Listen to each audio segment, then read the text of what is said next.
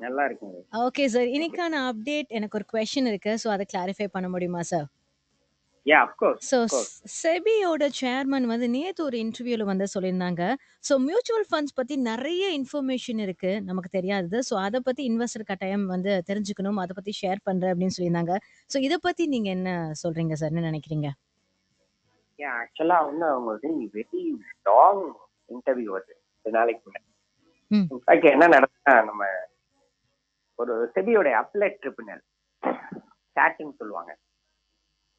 மார்க்கெட்ல ஏற்படுற டிஸ்பியூட்ஸ் இருக்குல்ல, இந்த டிஸ்பியூட்ஸ வந்து ஒரு ட்ரிபியூனல்ல செட்டில் பண்ணுவாங்க. அந்த செட்டில் பண்றதுக்காக சீஃப் ஜஸ்டிஸ் ஆஃப் இந்தியாவை சீஃப் கெஸ்டா கூப்பிட்டு அங்க அவங்க வந்து ஹோஸ்ட் பண்ணாங்க. சீஃப் ஜஸ்டிஸ் அந்த மீட்டிங் முடிஞ்ச உடனே அவங்க இன்டர்வியூ கொடுத்தாங்க.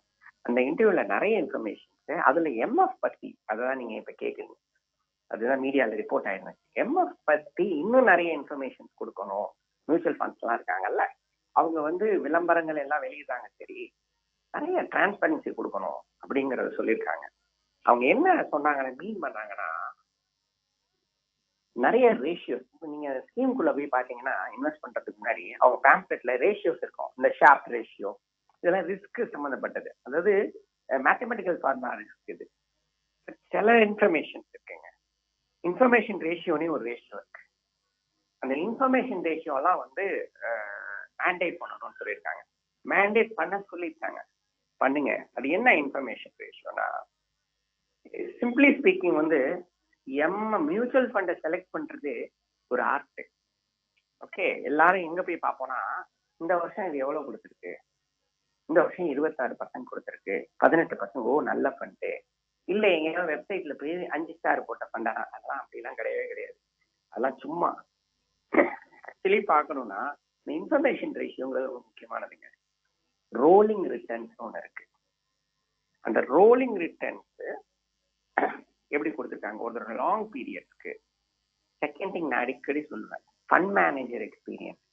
இதை சொல்றதே இல்லை யாருமே, அதெல்லாம் கொடுக்க சொல்லியிருக்காங்க. ஃபண்ட் மேனேஜருடைய எக்ஸ்பீரியன்ஸ், அவர் வேற ஒரு ஃபண்ட்ல இருந்தாலும் சரி, இப்ப இன்னொரு ஃபண்டுக்கு மாறி வந்தாலும் சரி, அவருடைய எக்ஸ்பீரியன்ஸ்னா வந்து குட் டைம்ஸ்ல எப்படி அவர் பெர்ஃபார்ம் பண்ணியிருக்காரு, பேட் டைம்ஸ்ல எப்படி பெர்ஃபார்ம் பண்ணியிருக்காரு. பிகாஸ் நீங்க 1000 பேசினாலும் சரி, end of the day fund manager கையில தான் இருக்க ஒழிய ஃபண்ட் ஹவுஸோட பிராண்ட் கையில எல்லாம் இல்லை. Who is the fund manager? இந்த மாதிரி வந்து போர்ட்போலியோ டில்ட்னு சொல்லுவாங்க. சில விஷயங்கள் நம்ம ரொம்ப இன்டெப்தா போக வேண்டாம், கொஞ்சம் கன்ஃபியூஸ்டா இருக்கும். இதான் வந்து இன்ஃபர்மேஷன் ரேஷியோ சொல்றது.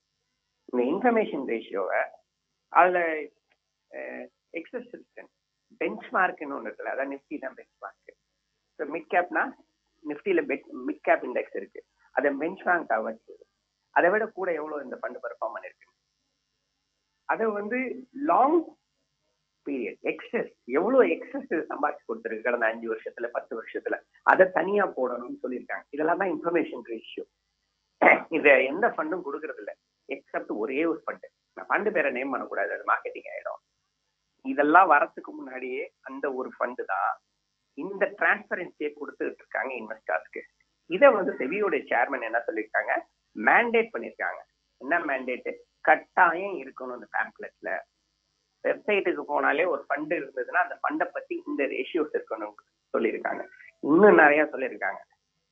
ஒண்டர்ஃபுல் இன்ஃபர்மேஷன் ஒரு சொல்லியிருக்காங்க, மிரட்டிருக்காங்க. சொல்ல போனா, ஸ்டாக்கு பேரை சொன்னீங்கன்னா நீ அட்வைசர். சும்மா இந்த யூடியூப்ல உட்காந்துக்கிட்டு, இன்ஸ்டால உட்காந்துக்கிட்டு இந்த பங்கை வாங்குங்க, இந்த பங்கை வீங்கன்னு சொல்றாங்கல்ல, அவங்களுக்கு தான் அது. அப்படி வேணும்னா நீ வந்து இன்வெஸ்ட்மெண்ட் அட்வைசரி லைசன்ஸ் வாங்கணும்னு சொல்லிட்டாங்க. That is the most important thing. நான் அடிக்கடி சொல்லுவேன், அது ரொம்ப தப்பு.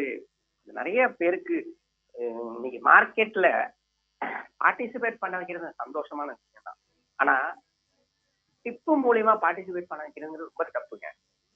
அதுக்கு அவங்களுக்கு கான்ஃபிளிக்ட் ஆஃப் இன்ட்ரெஸ்ட் என்ன இருக்குன்னே தெரியாது.